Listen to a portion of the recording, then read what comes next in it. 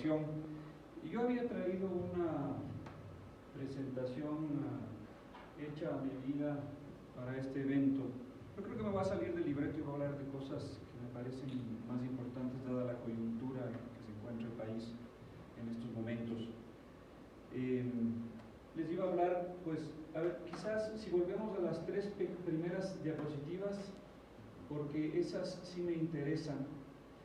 Según la Oficina de las Naciones Unidas sobre la Droga y el Delito, en sobornos exclusivamente en todo el mundo en un año se emplean más de $1 billón, o sea, 1.000 millones de dólares.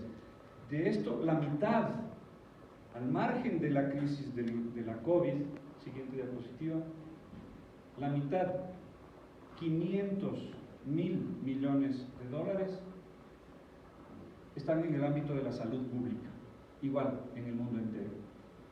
Siguiente diapositiva, por favor. Dejémosla ahí por un momento, porque en algún momento llegaré a esa diapositiva. Y les iba a hablar en esta presentación, que el resto de ella no la utilizaré, sobre los esfuerzos que está haciendo la Procuraduría. Ahí queda la presentación. Los esfuerzos que está haciendo la Procuraduría en la lucha contra la corrupción a través de una reforma integral interna. Hace pocos días veía en el vestíbulo de la Procuraduría General del Estado una placa que está puesta ahí por un antiguo procurador, en la cual el personal de la Procuraduría le agradece por el nuevo edificio que tiene la Procuraduría. Los que han visitado la Procuraduría de verdad podrán constatar que es un lindo edificio, estamos muy bien instalados. Yo no me he preocupado mayormente por el tema infraestructura. El proyecto en el que yo estoy metido ahora se llama la Procuraduría del Futuro. Es un nuevo modelo de gestión que pretende poner énfasis en la prevención de los conflictos a efectos de que el Estado ecuatoriano litigue menos y por lo tanto pierda menos juicios y por lo tanto pierda menos plata, porque cada uno de esos juicios representa millones de dólares. El pasivo contingente actual de la Procuraduría General del Estado es 57.000, oíganlo bien, 57.000 millones de dólares. Es decir, si perdiéramos todos los procesos en los que la Procuraduría está involucrada, el Estado ecuatoriano perdería 57.000 millones. Entonces, hay dos formas de evitarlo. Una, ganando todos los juicios, pero eso no está en nuestro control, porque es un juez nacional o internacional el que decide si es que el Estado ecuatoriano gana o pierde y por lo tanto paga o deja de pagar. La otra alternativa es que no todos los conflictos del Estado tengan que ir a juicio y por lo tanto el Estado ecuatoriano está la Procuraduría General del Estado, esta Procuraduría del Futuro, que se está diseñando a través de un nuevo modelo de gestión con fondos del BID por el momento, después tendrán que ser asumidos por el Estado ecuatoriano. Lo que se pretende es darle a la labor de la Procuraduría un enfoque preventivo, de modo que los funcionarios públicos sepan, conozcan la ley, sepan cómo aplicarla sin miedo a la Contraloría General del Estado y por lo tanto tomen decisiones acertadas de acuerdo con la ley. Y que por lo tanto, gracias a la toma de esas decisiones acertadas y de acuerdo con la ley, el Estado ecuatoriano no sea demandado.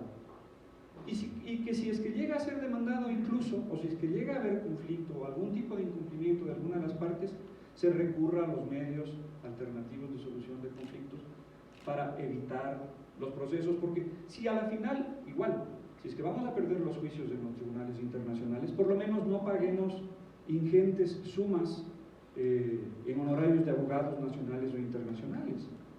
Si el Estado ecuatoriano ha incumplido, pues que eso se resuelva a través de un acta de mediación en cualquiera de los centros de mediación del país.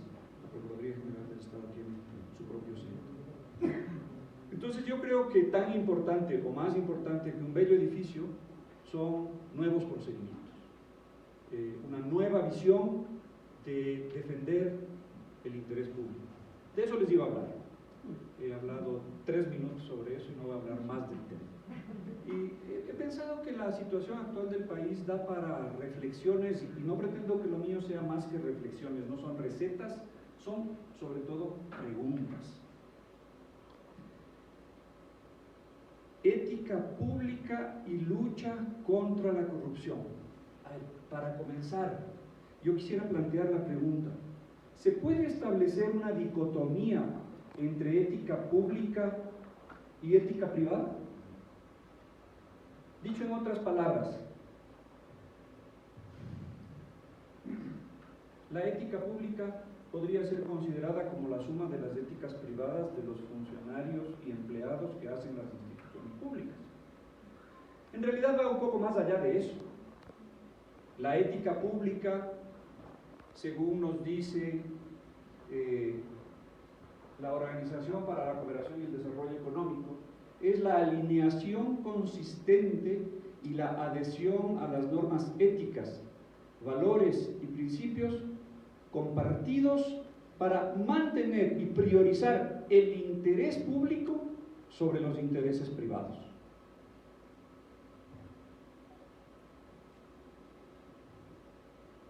Dicho en otras palabras, la ética pública es la suma de las éticas privadas más un plus, que es el pensar en el conglomerado social por encima del bienestar de cada uno de los ciudadanos. Entonces, no se puede hablar exclusivamente de ética pública. La ética pública es una función de la ética privada. Eso nos lleva a preguntarnos: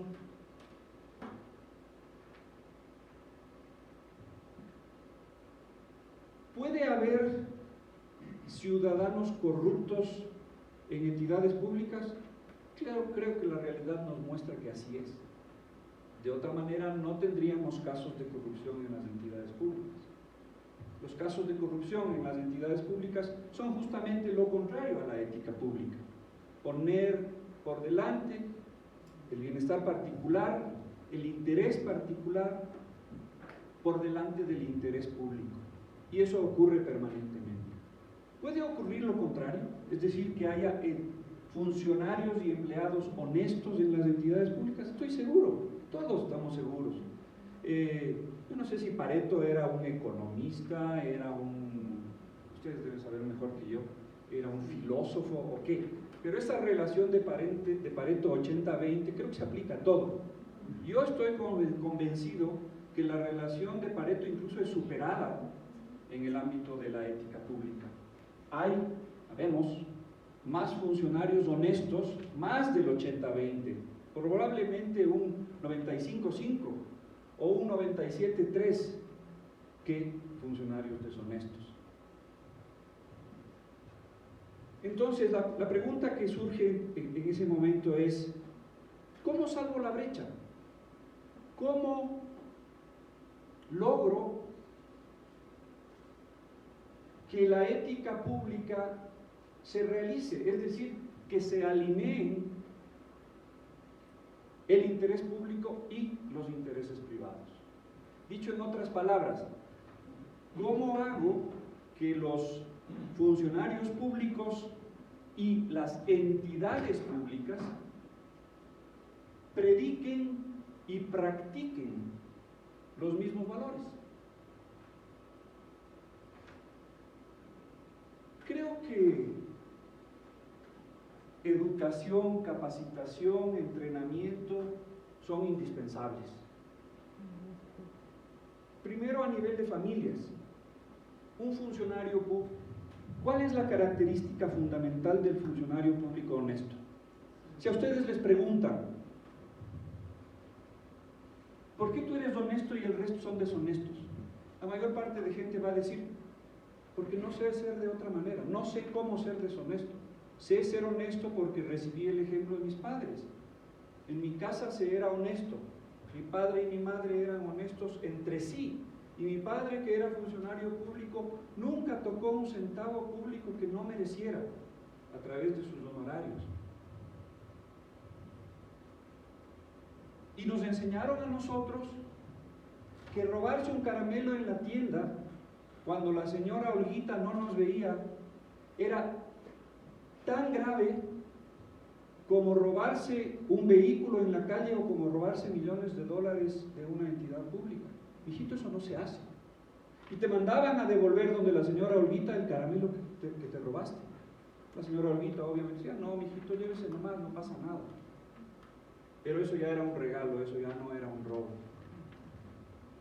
Entonces creo que siempre el hogar va a ser la cuna tanto de la honestidad como de la deshonestidad. Y el problema en este momento es que el paradigma que se está implantando en los niños y jóvenes de hoy en día en sus respectivas familias, inconscientemente es un paradigma corrupto. Igual, Pareto, 80-20. ¿Por qué? Porque les estamos implantando a nuestros hijos en las familias, de ese 20% de familias, les estamos implantando el modelo del éxito material. Y el problema es que el éxito material pronto deviene en codicia, pronto deviene en afán de hacer más dinero y poseer más cosas, porque eso te permite sentir todo lo que el dinero trae aparejado, y concretamente el poder. Y en el tema de la corrupción, el poder es el ingrediente fundamental. La frase no es mía, ustedes la conocen. El poder corrompe y el poder absoluto corrompe absolutamente. Y funciona en ambos sentidos. La corrupción te hace poderoso y la corrupción absoluta te da poder absoluto. Entonces, primero la educación en las familias. Respecto a esto creo que es indispensable, sí, estoy de acuerdo, Gaby, por lo que decía Luis Verde Soto. Tenemos que estar de acuerdo como sociedad en cuáles son esos valores a los cuales adherimos y a los cuales buscamos perseguir a toda costa como sociedad, para hacer de esta sociedad una sociedad en donde todos sepamos las reglas a las cuales atenernos y que estemos conscientes de que seguir esas reglas nos garantiza la satisfacción de nuestras necesidades materiales y de nuestras necesidades intelectuales y espirituales.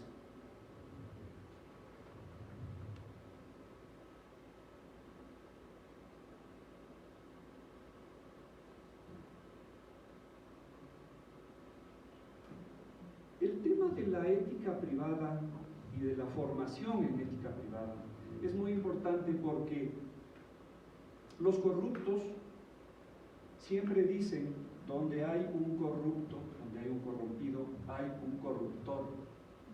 Y quieren hacer creer que el corruptor parte del sector privado. Es decir, que esta ecuación malévola siempre parte de la iniciativa del sector privado, y eso no es verdad.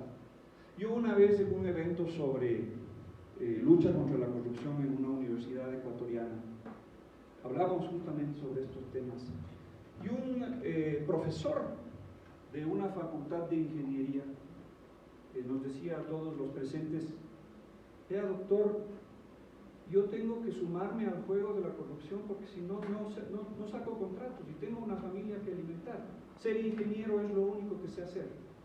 Y a mí me piden plata y yo tengo que entrar en el juego porque si no, no doy de comer a mi familia.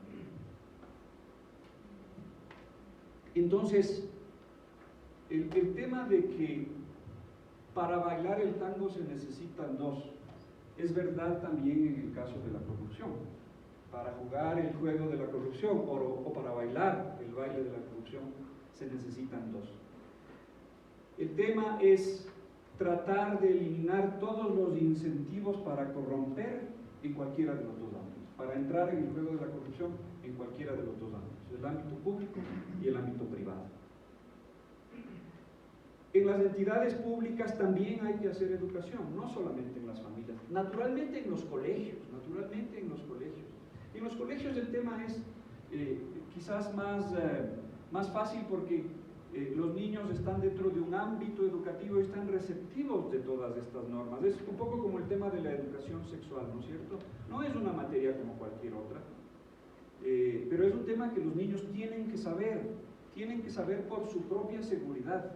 Lo mismo es el tema de la corrupción. La gente tiene que saber por su propia seguridad y por la seguridad del entorno qué está bien y qué está mal en el ámbito de las relaciones entre los privados y el Estado. Entonces, yo quisiera un poco, más que como consigna ni como conclusión, simplemente como una especie de colofón de esta primera reflexión, la educación en la familia, en la escuela y en las entidades públicas a través de capacitación en las entidades públicas sobre los valores y los mecanismos para ejercer la corrupción es indispensable. Sin embargo, es indispensable también que el Estado, la sociedad más que el Estado, no nos olvidemos que el Estado somos todos.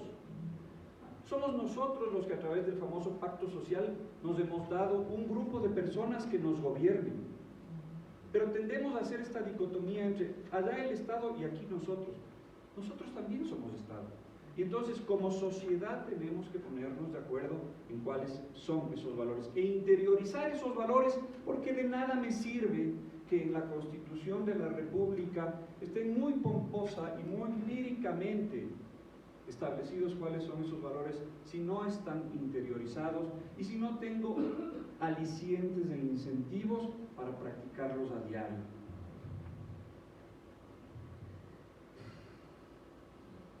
Para hablar de ética pública y lucha contra la corrupción hay que saber qué mismo es la corrupción. Nos llenamos la boca de corrupción y a veces no nos damos cuenta mucho de qué mismo es. Hay una definición, si me hacen el favor, una definición de la Comisión Interamericana de Derechos Humanos sobre lo que es la corrupción. Pero más, ahí está. La corrupción es un problema estructural de la región, yo diría del mundo entero, que se caracteriza por una práctica que define el funcionamiento de ciertas instituciones y opera a través de redes de poder, cuya principal función es proteger y mantener en la impunidad a los actos de corrupción que resultan funcionales a su grupo.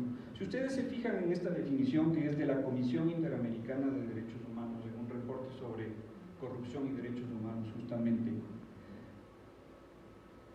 el fin último de la corrupción no es cometer los actos corruptos.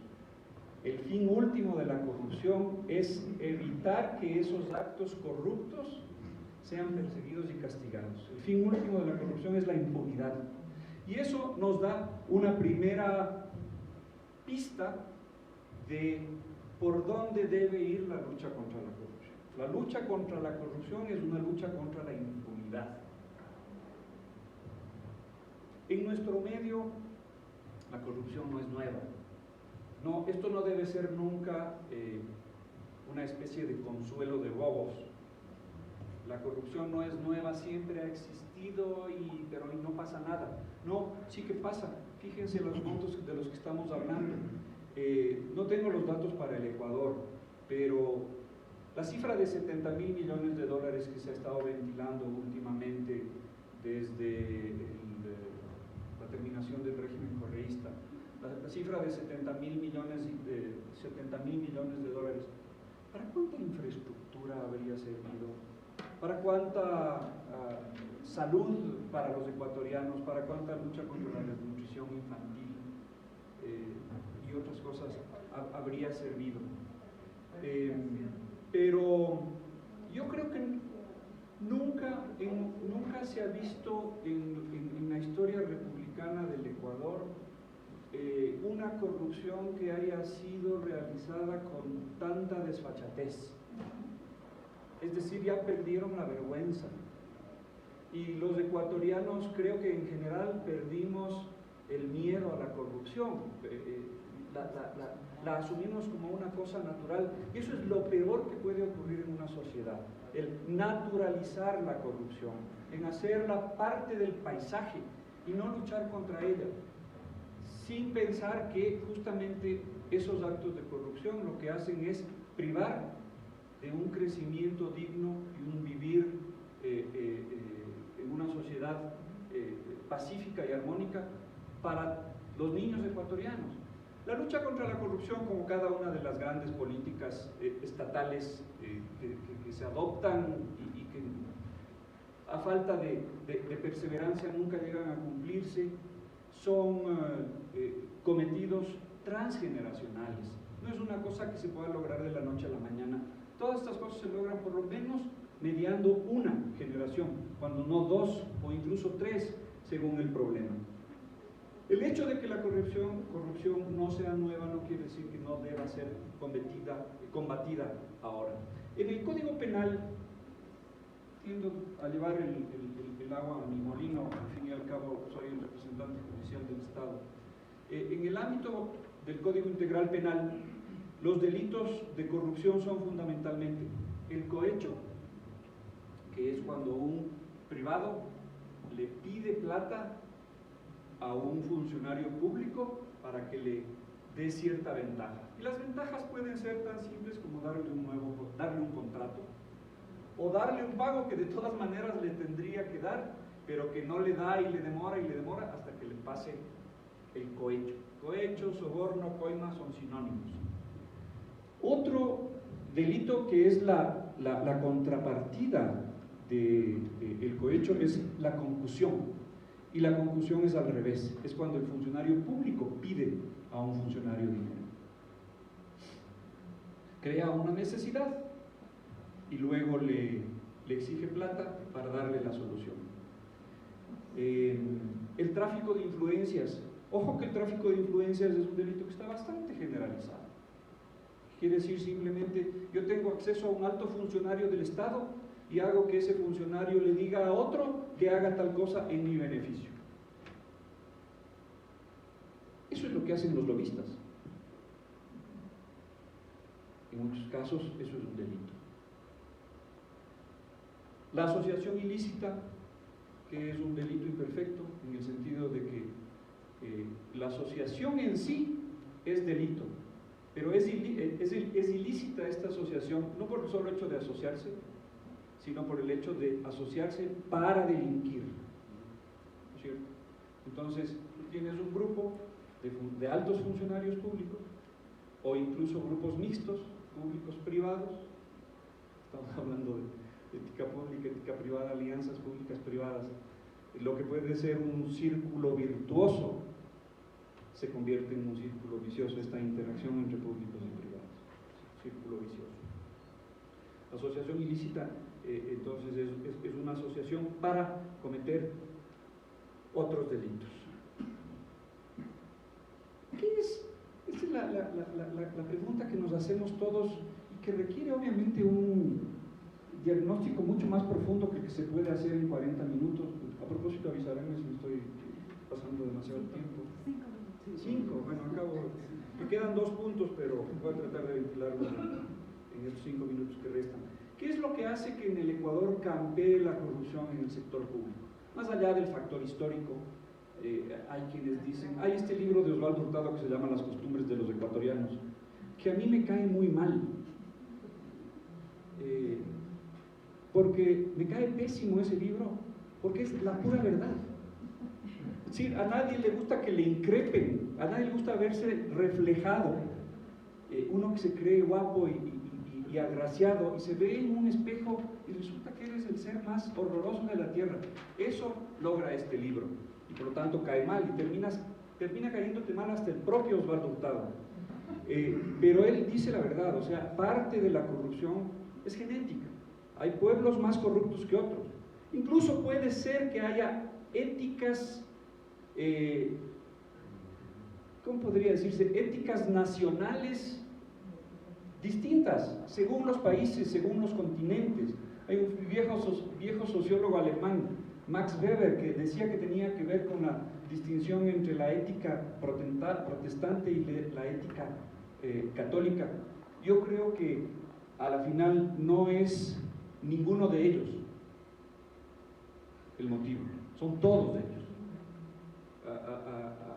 A mí mis años a nuestros años, creo que la mayoría son de generaciones mucho más nuevas, pero habemos algunas personas que ya pintamos canas por aquí.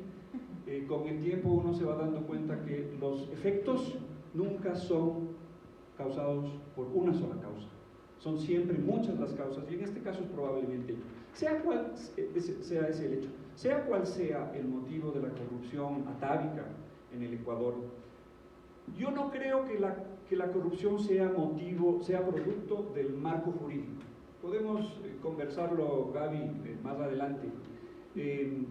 Un marco jurídico, al menos en teoría, la ley, recoge los valores de una sociedad.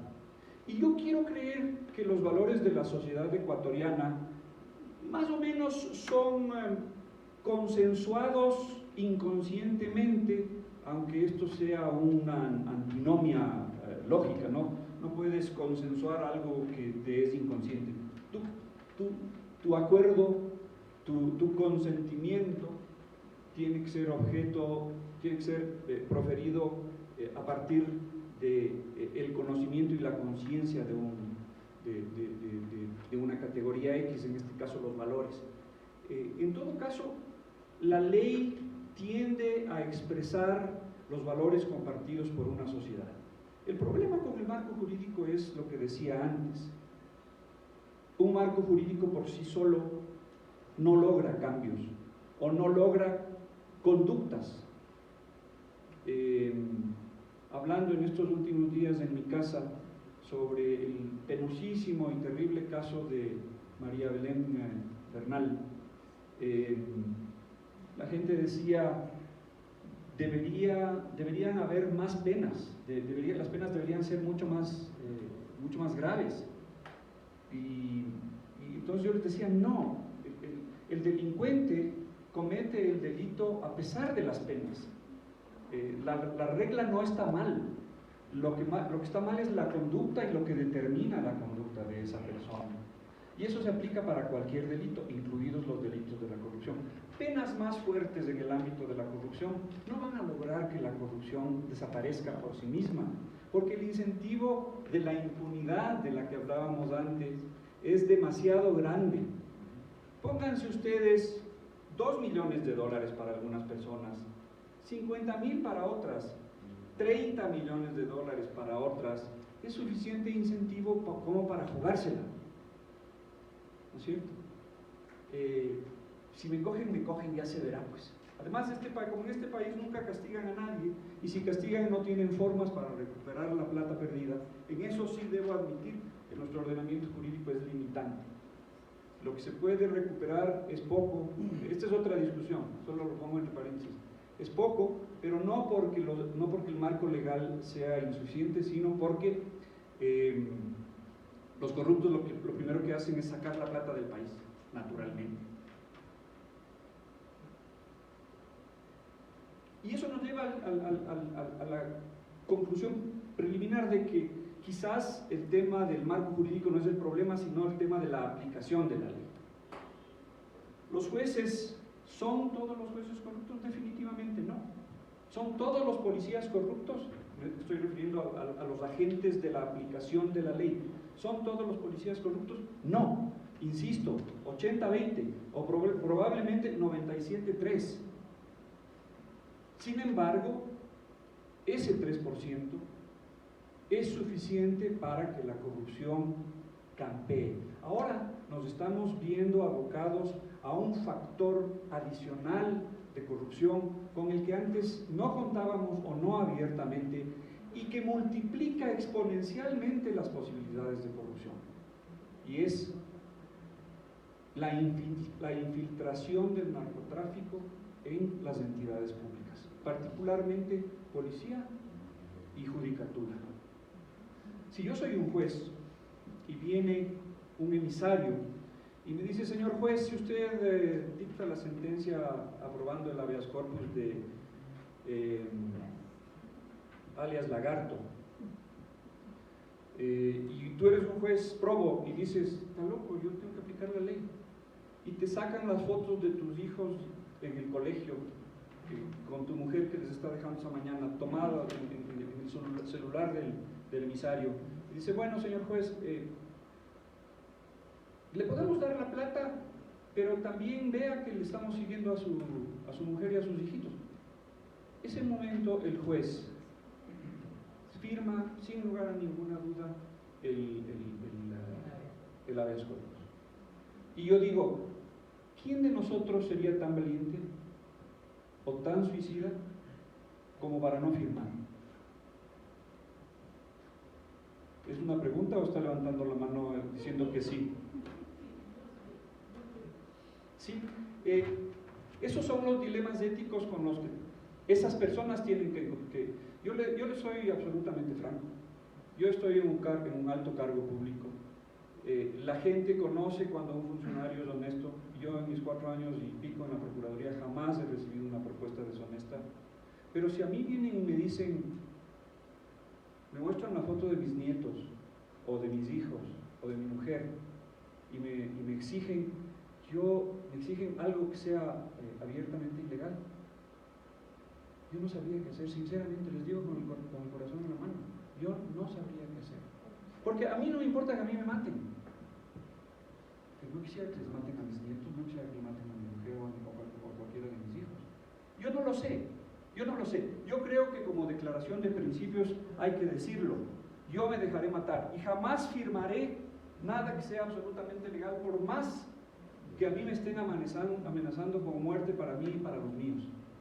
Pero una cosa es decirlo como declaración de principios, y otra es enfrentarse al verdadero dilema ético de o cumplo la ley o me matan a mis seres más queridos. No lo sé. ¿Y ahí la renuncia no podría ser una opción? ¿O no? Pero la renuncia no soluciona nada, no sé. Pero en el caso de la persona que está... Sí, probablemente, y que sea otro juez el que resuelva. En fin. Aunque no se termine. Ese es un tema que es importante mencionar. La infiltración, la infección de todo el sector público, y ojo, no seamos ilusos en creer que es solo policía y jueces, es todo el sector público, por el narcotráfico. Y el último punto, y espero con eso ya terminar, ¿cómo luchar contra la corrupción en el sector público? Bueno, lo hemos dicho. Primero, educación y más educación y más educación en valores. A ver, primero, ponernos de acuerdo como sociedad de cuáles son esos valores. Segundo, educación y más educación y más educación, y nunca dejar de educar, porque es la única forma de llegar a internalizar como propios esos valores. Segundo, que quizás es una característica de cualquier acción: perseverancia, persistencia, constancia en las políticas públicas. Es decir, que un gobierno adopte una política pública y que sea una política de Estado, y que no sea algo que el próximo gobierno dentro de 4 años la cambie por completo o la modifique de forma que la anterior política quede sin efecto. Perseverancia en los funcionarios. 2 golondrinas no hacen verano.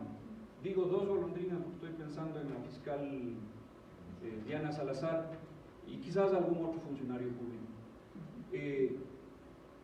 Rectos, probos, valientes de salir a decir las cosas, de tomar las acciones que la ley exige, pero que no hacen verano. Eso debería ser la tónica en todos los funcionarios públicos. Yo creo que aquí entra en juego una especie de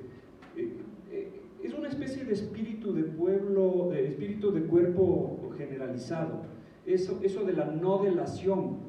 Si yo veo en un funcionario, si yo soy funcionario público y veo que un funcionario público está cometiendo actos de corrupción, ¿le delato o no le delato? La ley me exige que le delate, mi moral me exige que le delate. No, pero ¿qué van a decir? Es tan buena gente, además es papá de 5 hijos, se va a ir a la cárcel, se va a quedar. La cultura de la no delación, que es uno de los derivados de la cultura del miedo. Pero justamente a través de la educación en valores se puede combatir esa cultura del miedo. El rato en que los funcionarios corruptos se vean cada vez más arrinconados, sean cada vez menos y sean fácilmente identificables, la corrupción creo yo que va a disminuir. Podríamos hablar muchísimo más sobre este tema. Quizás como conclusión, creo que de esta relación público-privada hay que rescatar lo que se puede hacer en pro del país. Y creo que lo bueno que se puede hacer a través de la colaboración entre la empresa privada, los ciudadanos y el Estado supera con creces a lo malo que se está haciendo, y me refiero concretamente a los actos de corrupción. El tema de la lucha contra la corrupción es un tema serio para cualquier sociedad y más para una sociedad dolorosamente en vías de disolución como es la nuestra. Una sociedad donde los liderazgos nunca son lo suficientemente fuertes, nunca son lo suficientemente éticos.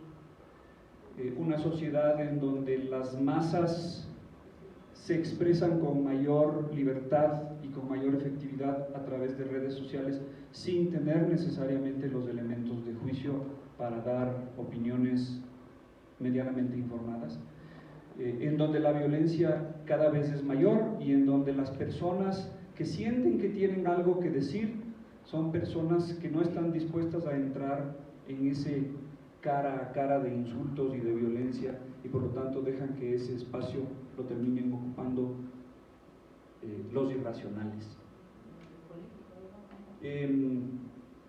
De modo que no quiero que quede una sensación desesperanzadora.